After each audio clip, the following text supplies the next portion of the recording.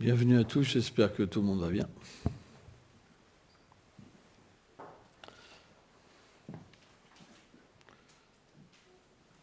J'attends ma paire de lunettes.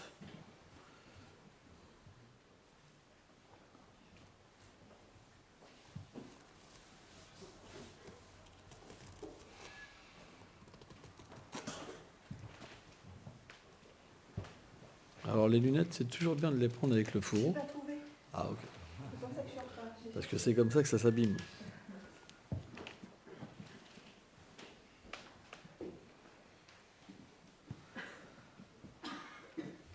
Ok, donc nous allons prendre ce verset.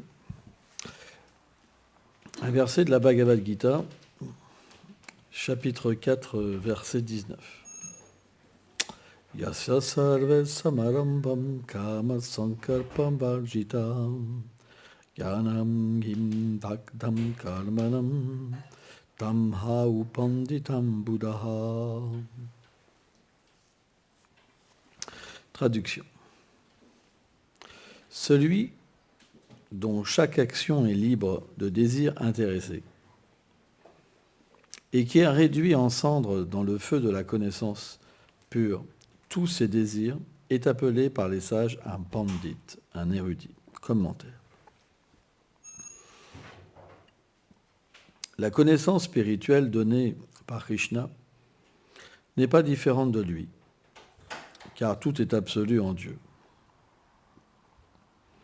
Il réciproque à travers elle selon la foi de son dévot. En entrant en contact avec ce savoir, un dévot ressent le désir de le servir d'une manière désintéressée, avec amour et dévotion.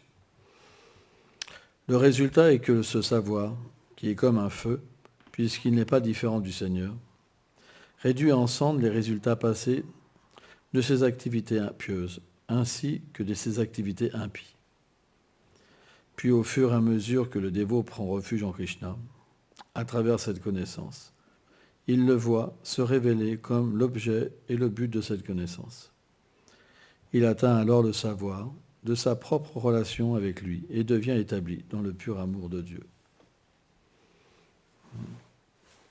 Omaganati milandasya Gyanam janam shalakaya Shakshurumeditam jena taisme shigulave nama Nama Om Vishnu Padaya Krishna Pestaya Bhutale Shrimate Bhaktivedanta Swaminiti Namine Namaste Sarasvati Deve Golavani Prachaline Nilve Shesha Sunyavadi Prachatyadeshatarine.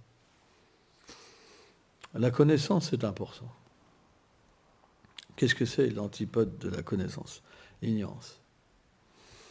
Quand on est dans l'ignorance, on peut prendre n'importe quoi pour quelque chose de bien, alors que c'est quelque chose qui est mal. Donc la connaissance nous permet dans un premier temps de discriminer, d'avoir une réflexion sur nous-mêmes. Qu'est-ce que je fais dans ce monde? Pourquoi les gens souffrent? Pourquoi les enfants meurent? Pourquoi tant d'injustices? Pourquoi ceci? Pourquoi cela? D'avoir une réflexion. Est-ce que simplement je dois naître pour mourir et voir tout ce que j'ai fait dans cette vie détruit? Est-ce que c'est ça le but? Est-ce que le but c'est le plaisir des sens?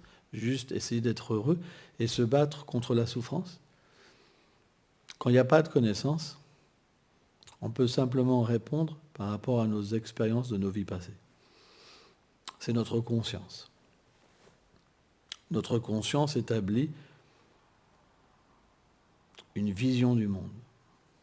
Est-ce que cette vision elle est parfaite? Par exemple, vous mettez un objet que personne n'a jamais vu. Vous mettez 100 personnes à une pièce. Et vous demandez aux 100 personnes qu'est-ce que c'est. Alors il y en a qui vont dire je sais pas, mais il y en a qui vont dire ça ressemble à ça doit être ça doit être ci, ça doit être ça doit être ci. Vous observez que sur 100 personnes, peut-être ceux qui s'expriment vont avoir 50 avis, 60 avis différents. Vous comprenez? Mais est-ce que parce qu'ils ont un avis, est-ce que c'est en relation avec la vérité de l'objet? Pas forcément. L'avis ne veut pas dire que c'est réel. C'est une perception de ce qu'on a vécu qui donne un savoir une conscience, mais cette conscience, elle est comme des impressions qui vont nous pousser à avoir comment je pourrais dire, une idée de l'objet. Mais ça ne veut pas dire que c'est véritablement véritable. Vous comprenez? Donc, le monde qui nous entoure, les êtres qui nous entourent, est-ce qu'on perçoit la vérité ou on perçoit selon la conscience dans laquelle on est conditionné? Vous comprenez? Donc, pour pouvoir sortir de cette condition, il faut une connaissance qui révèle la vérité. Alors, qui peut la révéler, la vérité? Celui qui a construit ce monde. Celui qui a donné la possibilité aux êtres d'avoir cette condition. Donc, ça veut dire que cette personne, elle doit être l'origine de la création, mais aussi qu'elle n'est pas conditionnée par aucune condition. Cette personne-là, elle peut s'exprimer et révéler notre situation dans ce monde.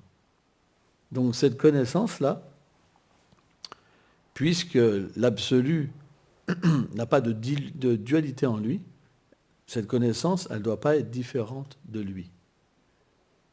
Donc, quand le Seigneur vient, il doit donner une connaissance. Et cette connaissance, quand une personne entre en contact avec, elle permet d'établir une relation avec l'absolu. Et naturellement une relation avec notre vérité. Car quand on est en contact avec l'absolu, on est en contact automatiquement avec notre vérité. Parce que qu'est-ce que c'est l'ignorance? Quand le lien est coupé.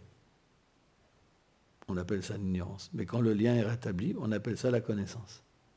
C'est pourquoi la connaissance, elle ne peut pas être dissociée de la personne suprême, de notre propre réalité et du lien qui nous unit à lui. Sans ça, ce n'est pas une véritable connaissance. Ça peut ressembler à un savoir spirituel, mais il est incomplet. Il est naturellement conditionné soit par l'ignorance, soit par la passion, soit par l'aperçu, mais il n'est pas transcendantal. Au-delà des modes de la nature matérielle qui fait que les êtres ont des consciences conditionnées. En fait, dès qu'on touche la nature matérielle, dès qu'on touche la nature matérielle, on a une conscience conditionnée par l'ignorance, la passion et la vertu. Dès qu'on touche le Seigneur suprême, alors on devient nirguna, au-delà de cette conscience. Et c'est à partir de là que notre discrimination peut être parfaite, pas avant. C'est pour ça que ce savoir, qui est lié au Seigneur suprême, il est comme un feu, parce qu'il détruit l'ignorance et la condition matérielle dans laquelle on est. Et qu'est-ce qu'il permet? Il permet d'établir une relation avec Dieu et de goûter préma l'amour de Dieu. Toutes les autres connaissances sont imparfaites. C'est pour ça que Krishna dit dans la Bhagavad Gita que cette connaissance, elle est la reine des connaissances. Elle est d'application joyeuse. Et elle donne des résultats infinis. Donc, le point, c'est qu'on a besoin d'être aidé. Si le Seigneur ne vient pas, alors on reste dans une situation qui est misérable finalement. Quand vous voyez, par exemple, même matériellement parlant, quand vous voyez quelqu'un qui a oublié sa personnalité, c'est étrange. Il a son enfant en face de lui, il ne reconnaît même pas son enfant. Il pense, par exemple, une femme peut penser que son mari est encore là, alors qu'il est mort depuis 20 ans. Ou elle peut même oublier qui elle est. Donc quand vous voyez une personne comme ça vous choque. Ça vous donne de la pitié. Imaginez quelqu'un, c'est même pas imaginable, parce que ce qu'on peut ressentir, c'est tout petit. Quelqu'un qui est libéré, qui est dans sa vraie personnalité, et qui voit tous les êtres de ce monde. C'est ce qu'on appelle la compassion. C'est pourquoi le dévot du Seigneur, qu'est-ce qu'il fait? Il donne le savoir aux êtres vivants, sous la forme de la Bhagavad Gita, sous la forme de Srimad Bhagavatam, pour permettre aux êtres vivants de comprendre le rasa, le sentiment qui les unisse éternellement au Seigneur. Par exemple, dans ce monde, qu'est-ce qu'on fait? Comme on est coupé du Seigneur suprême, nos sentiments, on les rapporte à qui? Aux êtres qui sont conditionnés comme nous. Mais les sentiments qu'on peut échanger entre deux âmes toutes petites, c'est tout petit. En plus, comme les êtres sont recouverts, ils sont dans l'ignorance, c'est imparfait. C'est pour ça, automatiquement, qu'on ne peut pas être pleinement satisfait dans ces relations-là.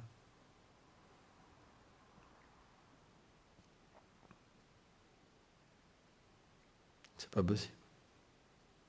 Parce que l'âme, originellement, elle est faite pour avoir une relation avec l'absolu, qui est sans limite dans les qualités, dans sa beauté. Donc automatiquement, Kamaesha, la frustration de l'être vivant vient du fait qu'il a perdu ce lien. Mais ce lien, il est juste momentanément oublié. Il suffit simplement d'entrer dans la connaissance pour se rediriger, pour rediriger notre vie. Une fois que notre vie est redirigée, qu'est-ce qui se passe? Eh bien, on obtient une connexion, et dès qu'on est connecté, on commence à voir la vérité. Une fois qu'on voit la vérité, on ne peut plus revenir en arrière. C'est pas possible. Comment on pourrait se plonger dans l'ignorance? Donc automatiquement, c'est pourquoi cette vérité, dès qu'elle nous touche, elle change notre vie, notre façon de penser, notre façon de manger, notre façon de regarder. Tout ce qu'on va faire va changer. Avant, lorsqu'on faisait une action, on était lié aux lois de l'univers, qui sanctionnent les bonnes actions et les mauvaises actions. On prenait des bons fruits et des mauvais fruits de nos actes. Mais une fois qu'on agit pour le Seigneur, on est situé, même à un niveau imparfait, quelque part, dans une réalité. Même si on ne voit pas complètement, on est situé dans une réalité. Donc, quels sont les rapports avec ces actes dévotionnels? Premièrement, ils vont détruire les réactions des actes passés. Ils vont se répercuter sur notre karma. Ils vont détruire les réactions de nos actes. Parce que sans ça, qu'est-ce qui se passe? Qu'est-ce que c'est des réactions de nos actes? On parle de bij, de graines. C'est des désirs qui apparaissent dans le cœur. Ça se manifeste déjà dans le cœur, des réactions du karma. Ça donne des désirs, et quand les désirs sont là, on agit. On a juste une petite discrimination pour dire je fais ci, je fais ça, c'est pire, c'est moins bien, mais on a juste une toute petite discrimination. Mais les désirs viennent. Ça nous pousse à agir. En fait, c'est une continuité de nos vies passées qui viennent sous la forme de désirs. Et c'est constamment, il y en a qui sont sous la forme de graines, il y en a qui éclosent, il y en a qui donnent des fruits. Donc quand c'est des fruits, tout de suite, c'est des désirs qu'on accomplit. Et tout de suite, il y en a d'autres qui viennent. Et donc, automatiquement, ces désirs, ils viennent aussi à travers une condition. C'est-à-dire, selon nos vies passées, on a un environnement, on est dans une condition, et cette condition va nous apporter du bonheur ou du malheur.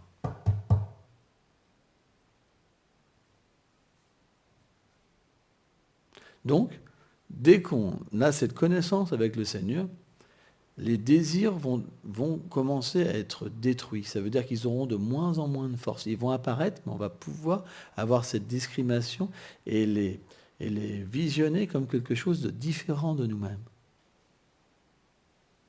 À partir de là, on n'est plus esclave. On peut agir complètement pour se libérer. Et l'environnement, bien qu'il reste le même, on ne le perçoit plus pour se battre contre lui. Mais on comprend qu'il est le résultat de nos actions passées. Et on l'accepte pour s'en libérer. Et à partir de là, les deux permettent qu'on soit situé dans notre vérité, qui va graduellement se manifester à travers un service d'amour. Donc l'âme, elle va pouvoir complètement s'éveiller. Avant, ce n'est pas possible. Parce que les désirs sont matériels. Les désirs sont liés à des réactions matérielles. Donc, ça conditionne l'âme à oublier sa nature.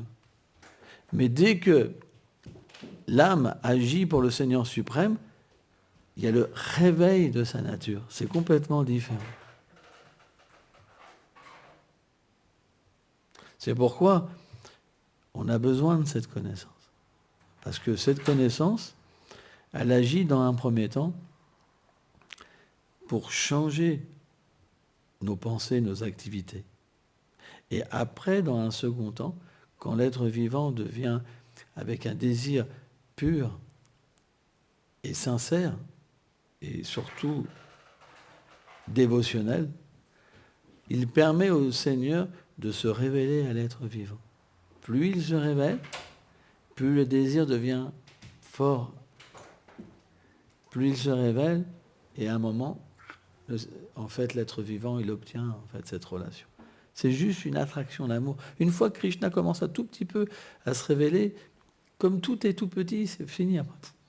Plus rien n'a de pouvoir en fait sur l'être vivant. C'est pour ça qu'on dit qu'il est libéré.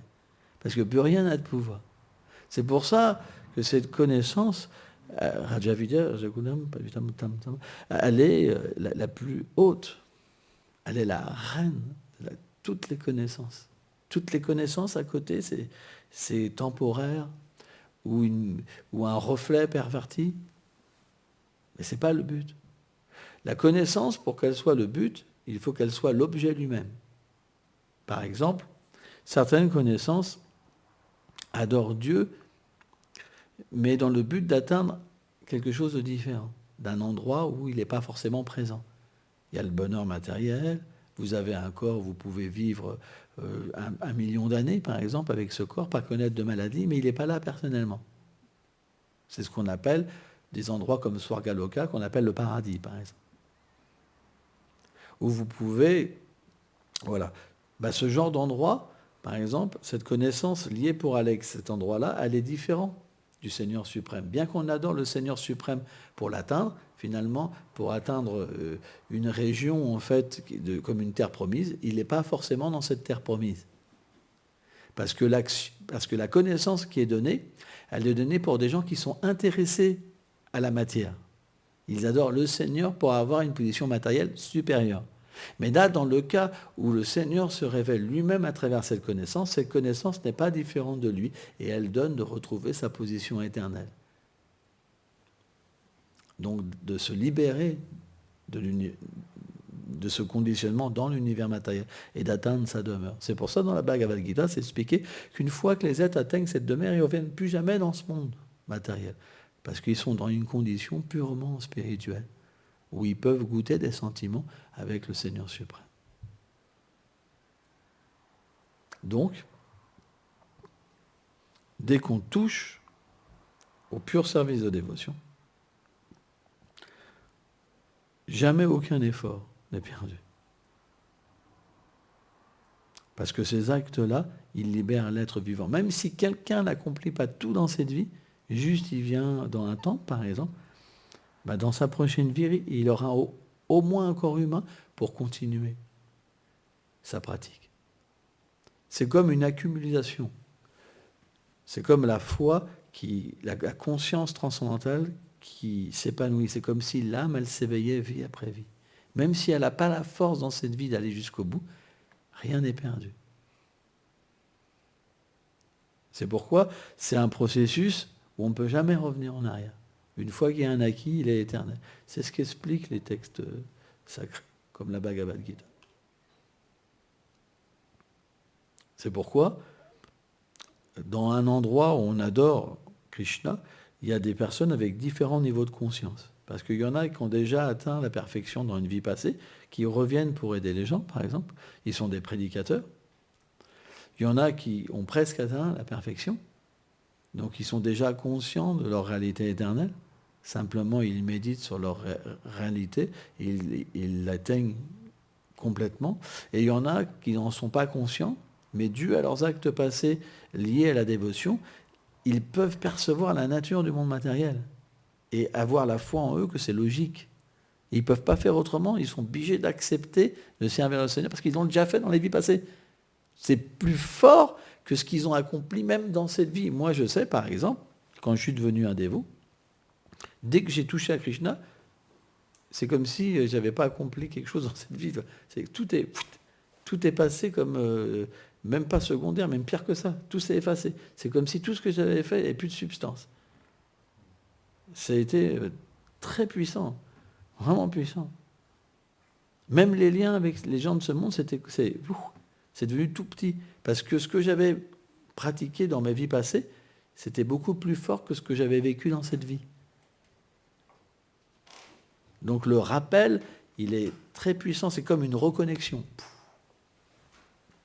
C'est pourquoi c'est très difficile aux gens ordinaires de comprendre un dévot du Seigneur. Il a pu être la pire personne et d'un seul coup, paf, il peut être la meilleure personne en très peu de temps, en quelques secondes. En très très peu de temps. Quelqu'un peut être un grand matérialiste, dès qu'il touche au service de dévotion, craque. Du jour au lendemain, ça devient un gros renonçant. Et tout le monde se dit, mais qu'est-ce qui lui arrive? Il est devenu fou.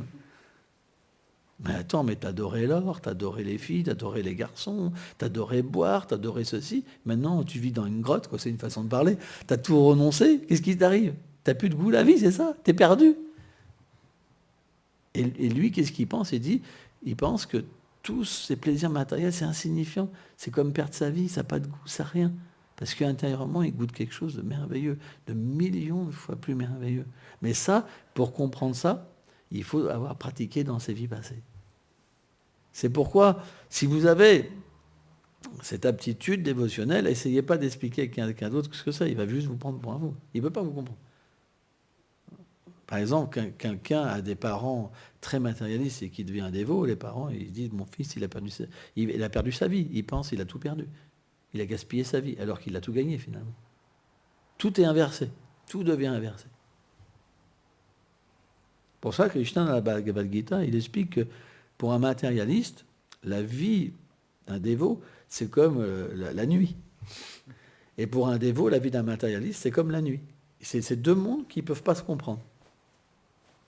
Parce que c'est deux énergies différentes.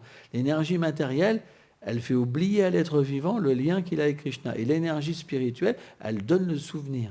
Donc automatiquement, c'est deux consciences complètement différentes. Et même un religieux ne peut pas comprendre un transcendentaliste.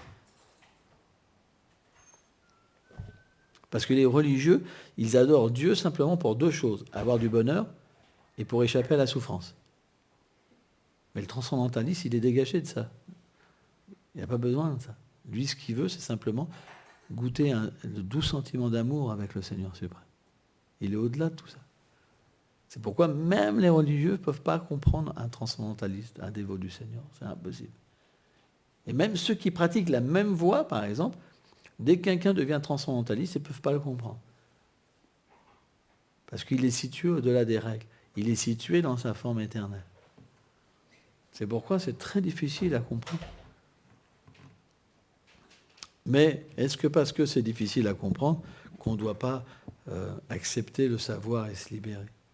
Et ce qu'il y a de merveilleux, c'est que le Srimad Bhagavatam m'explique aussi que dès qu'on commence à pratiquer le service de dévotion, parce que karmiquement parlant, on est connecté avec plein de personnes, des vies passées, etc. Pensez pas que vous n'avez pas de lien dans ce monde. Il y a plein de liens, karmiquement parlant. Vous avez fait des enfants dans une vie passée, etc. En ce moment, ils sont peut-être en train de faire des bonnes choses, mais des mauvaises. Et vous prenez un fruit. C'est comme ça, tout est lié, en fait. Il y a un karma aussi collectif. Mais quand vous vous abandonnez au Seigneur suprême, et que vous acceptez donc cette relation d'amour, vous ne prenez plus le résultat de toutes ces choses. Mais au contraire, eux prennent le fruit de votre dévotion.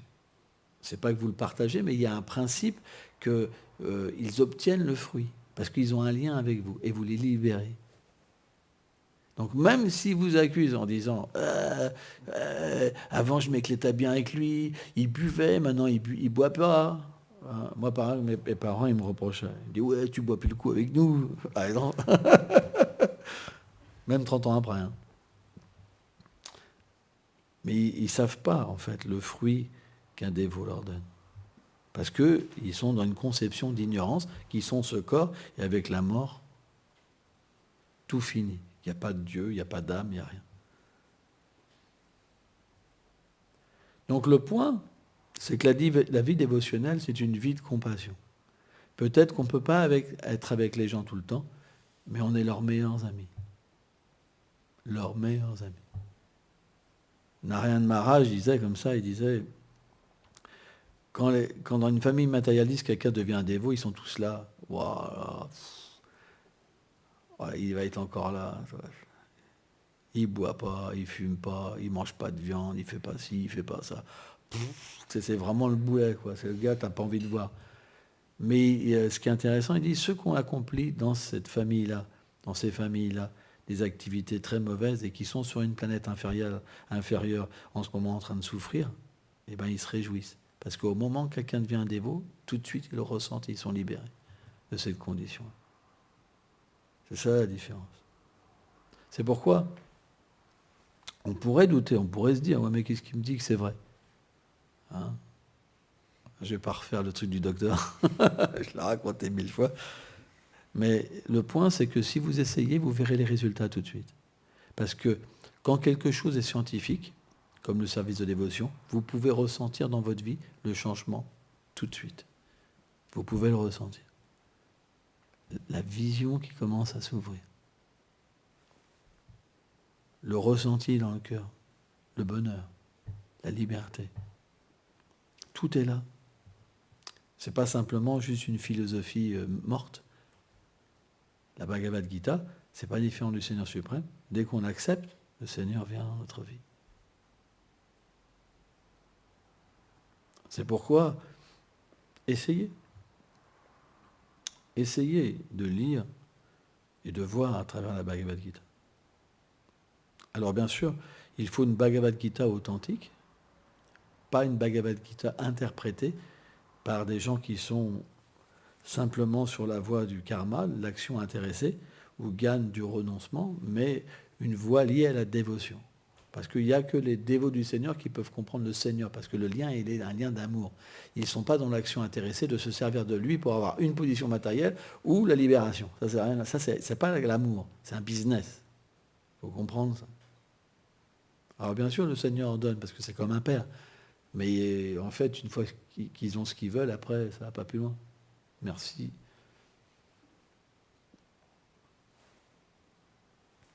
Ils viennent mettre leurs petites pièces. Et c'est bien. Mais ce n'est pas la conception de la dévotion. La dévotion, c'est qu'on donne son cœur. Et après, peu importe où tu m'amènes. Je t'aime. Il n'y a pas de cause à mon amour. Celui-là, il peut comprendre la Bhagavad Gita. C'est pas possible. Krishna, il dit, Ham Sava Saplabhava. C'est moi qui est l'origine du monde. Mais ceux qui sont dans la voie du karma et du gyan, ils disent, ah non, non, c'est pas Krishna. Pour ça, c'est clair. C'est pour ça, ces interprétations-là, elles ne donnent pas le vrai savoir. Et naturellement, on n'obtient pas de relation. Parce que ceux eux-mêmes qui ont traduit les versets et qui ont commenté les versets, ils n'ont pas de relation. Donc comment quelqu'un qui n'a pas de relation peut donner une relation? C'est complètement absurde. C'est pourquoi on doit avoir une version authentique. À partir de là, on peut avoir un véritable savoir et, à travers ce savoir, avoir une véritable discrimination. On appelle ça l'intelligence vertueuse, au moins minimum vertueuse. Elle n'est peut-être pas transcendantale au début, mais elle est au moins vertueuse. Dans la vertu, on peut voir les choses telles qu'elles sont quand même. On peut les accepter telles qu'elles sont. Et à partir de là, on devient véritablement une belle personne, graduellement. C'est graduel. On va perdre ses défauts, les qualités vont venir, et après, on va avoir une vie de plus en plus merveilleuse. Il n'y a pas de limite. Matériellement, tout a une limite. Quand vous avez un jouet, par exemple, c'est votre jouet mon préféré, 2 ans après, vous ne savez même plus qu'est-ce que c'était. Vous l'avez oublié. Tout a un début et une fin. On passe d'un truc à un autre, même dans nos relations. Où ils sont nos meilleurs amis? Inséparables. On en a tous eu. Jamais on se quittera. Ils sont où? Vous les revoyez 20 ans après, vous n'avez presque plus rien à vous dire. Tellement qu'on a changé. Vrai ou pas? C'est une réalité. Donc quand on a 8 ans ou 10 ans ou 15 ans, c'est difficile à comprendre. Mais quand vous commencez à en avoir 50, vous avez tout compris. C'est très facile. Mais là, c'est différent. Parce que cette connaissance, elle éveille votre réalité et des choses qui sont éternelles. Donc plus vous l'acceptez, et plus ça devient merveilleux. C'est complètement différent. C'est pourquoi un spiritualiste, il peut faire la même chose tous les jours, sans jamais se lasser. C'est dingue. Merci beaucoup.